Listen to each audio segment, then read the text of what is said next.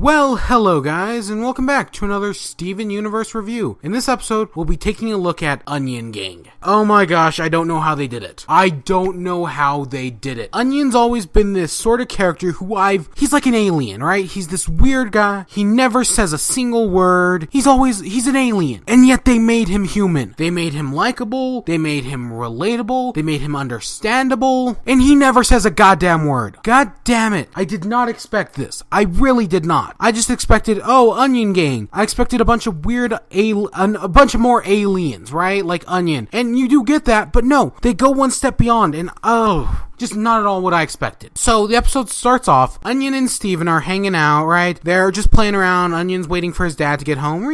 We've seen this before. They're friends. Yeah. And I love this onion tales. Onion tales, onion tales. Let's all have some onion tales. I hope I made that joke right. It's been like 12 years. But yeah, so, right, they're just hanging out. Onion eventually, his dad shows up back home. Onion leaves to go with his dad, and Steven's like, Onion's pretty lonely. I'm glad I'm able to hang out with him and we're able to have fun and all that, right? And then the next day, Onion comes by and takes Steven with him, right? They go out, and he takes him to the forest. And then at the forest, they get attacked by these weird kids and these paper plate masks, because it's the paper plate pals. And these turn out to be other kids who are just like Onion. You've got Pinto, or you've got Garbanzo Bean, who only says Garbanzo Bean, or who only says Garbanzo. You've got Pinto, who is just a little baby. You've got Squash, who never says a word. And then you have Soup. Just insert your own Over the Garden Wall joke here. Fun fact, I've never actually seen Over the Garden Wall. Maybe I'll review it one day. But yeah, right, so they're just hanging out. It reminds me a lot of just kids stuff. And that's why I think this episode works. Because it's just kids hanging out, doing kid stuff, having a childhood. Kind of like what Frybo was making fun of, if that makes any sense. Right, so they pull out this derby box car, and the baby's using the blowtorch. No, that is not safe for a baby to use a blowtorch. There are a few funny jokes sprinkled in there. But yeah, they go off riding on their soapbox car with an engine. Okay, I'll accept it. And then the soapbox car crashes and Garbanzo pretends to die. And I can't tell. I'm assuming Steven didn't realize it was a joke. He thought they were being serious and that Garbanzo was actually hurt. That's what I'm assuming. That means Steven's a little dense, if you know what I mean. But yeah, they all get out from that, and then they pull a trench coat out, and they all stack on top of each other, and they become Vincent Adult Man. They head off to the business factory to do business. And then after a long day of business, they have a date with Princess Carolyn. I couldn't resist that one. But yeah, no, in all seriousness, they go and they walk up to Suitcase Sam, and they basically flash him and take a picture. And they've got pictures from all sorts of different people. I like that Garnet's in there just giving the thumbs up. That's great. That's pretty great. And then they set up this sort of racetrack where they're racing bugs. Again, there's this sort of childhood wonder that just really works in the episode that I like. And then after Steven's beetle wins, they're all telling him to like squash the beetle with a mallet. And then I like the look on Onion's face here because it shows Onion knows Steven won't. Steven's a little cinnamon roll, or whatever term we're using nowadays.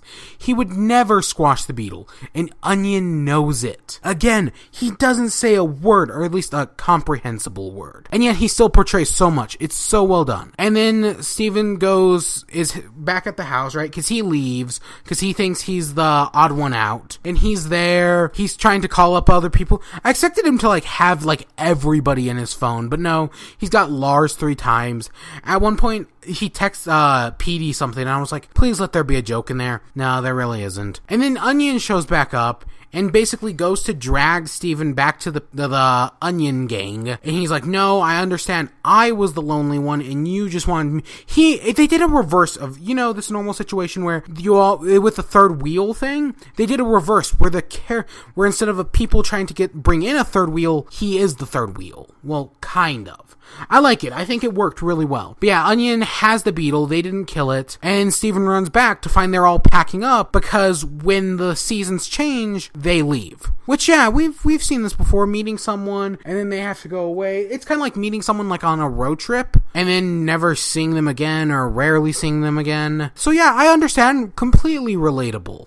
And then another thing, what is the timeline of this show? Because we know the leaves were starting to fall in Alone at Sea, and now we're here a season later, and the leaves are still falling. What is the timeline between these episodes? Has it only been like a few weeks? Really? Because it may have been, because school hasn't even started yet. And they were talking about school back in Buddy's book. So yeah, I really am starting to question the timeline here. And then it ends off with Steven just comforting Onion like, they were your friends, it's sad to see them go, but hey, they'll be back next year, and you still have all the memories you made, and until then, I'll hang out with you. It's a great scene, it's a great advancement from like the last Onion friend, right, where Steven was creeped out by Onion. Now they've got an actual friendship to them, and it really works, it's really solid, and yeah, I like this one. I think it did a lot of things really well. I hope you all enjoyed, and until next time, peace.